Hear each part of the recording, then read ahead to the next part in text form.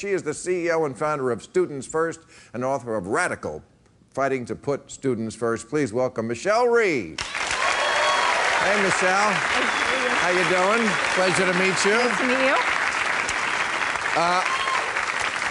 Thank you for coming. I never met you. I first read about you in Time magazine. You became the face of education reform when you took over the Washington, D.C. school system. Yes. But you rubbed some people the wrong way. I did, yes. And got your ass kicked out of there. And you, with the mayor, too, right? You lost his job with yours. Yes, oh, unfortunately. My. You must have rubbed a lot of people. What do you think it was that that got them so upset? Well, you know, when we took over the school district, it was the lowest performing and most dysfunctional school district in the entire nation. You know, 8% of our 8th graders were operating on grade level in mathematics. And so it was a really dire situation. And so I thought, well, okay, when you are facing a dire situation like this, you have to do really aggressive things. So we started closing down low performing schools and, you know, cutting the central office bureaucracy. I'm sorry to interrupt you, but I hear that all the time, closing down schools. Yeah. Where do the kids go then? Well, because the district had done such a poor job of educating kids for a very long time, the kids were sort of fleeing the district. So we were running the same number of schools, but just with fewer kids.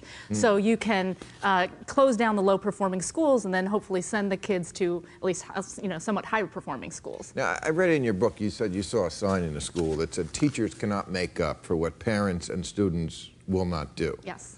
But I kind of agree with that statement.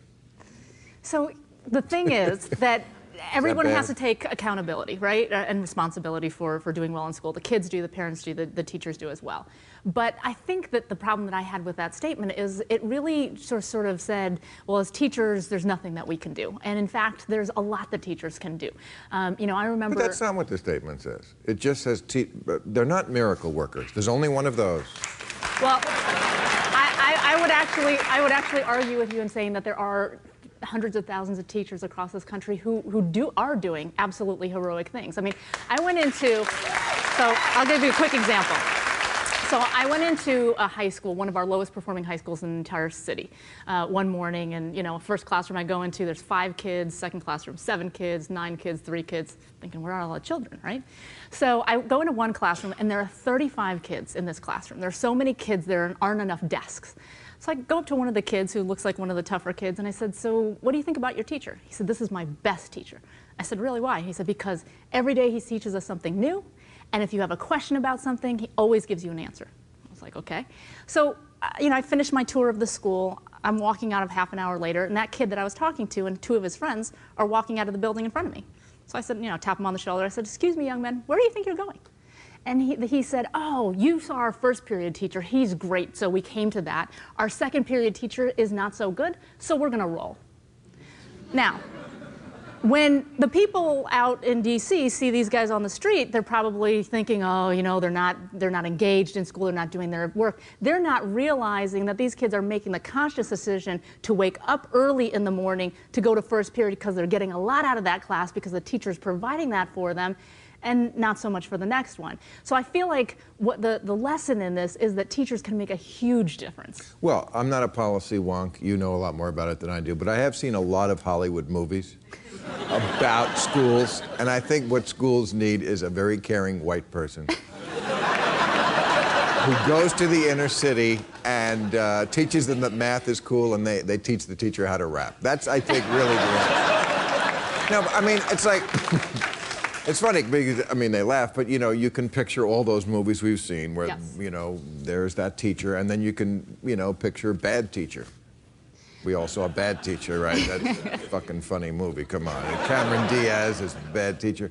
That's who, you know, I think you're saying that person has to go. And we agree to that. But I mean, those are all anecdotal.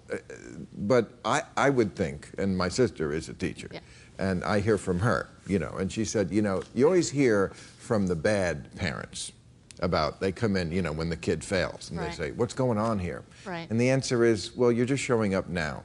The answer is you. That's the problem. Right. The problem, I think, is poverty and parents.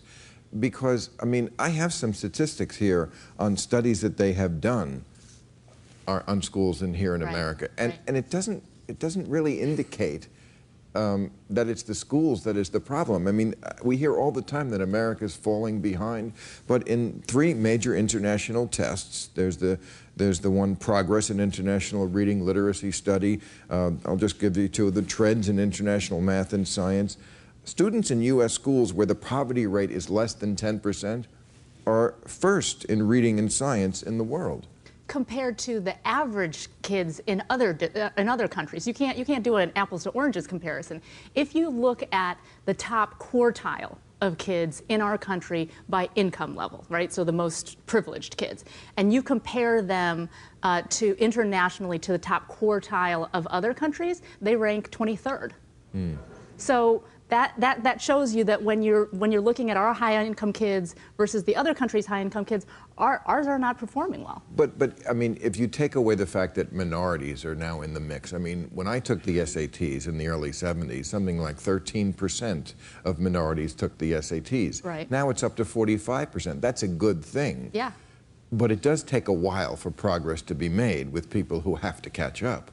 Absolutely, and that's why we have to make sure that whenever we're measuring the progress of students in schools, we have to take into account where the kids are beginning, right? You can't sort of set a goal for all schools and all kids at the same level for a given year without taking into consideration where they're starting. But what you also have to do is make sure that you are holding the same high standards for all kids in the long run. All right, let me ask you one more thing Sure. about tenure, because I think what bothers a lot of people in America is, why do teachers get this perk that the rest of us don't have? We can all be fired. But let me give you an answer that I think might make sense. The Supreme Court has tenure, right? The Supreme Court. You can't fire a Supreme Court justice because they have to make very hard decisions, and you wouldn't want to hold them accountable and say, well, we didn't like that decision, you got to go. It's kind of the same thing with teachers. I mean, a teacher has to be able to say to parents, your kid is dumb. Yeah. No, not that. And not get fired for it, because that's very often the answer, is that, because to parents, it's never their precious child that's the problem. Teachers do have to make hard calls, and they have to have protections to make sure that, when they are making those tough calls, the ones that are right for kids, that, they have what they need. The problem in public education is that tenure has become a job for life regardless of performance. And so we have some people who are not doing the right things for kids, where children are going into their classroom year in and year out and are sort of losing ground, or you even have here in Southern California, sexual predators, and they cannot be fired. That's the church. You're mixing the 2 up.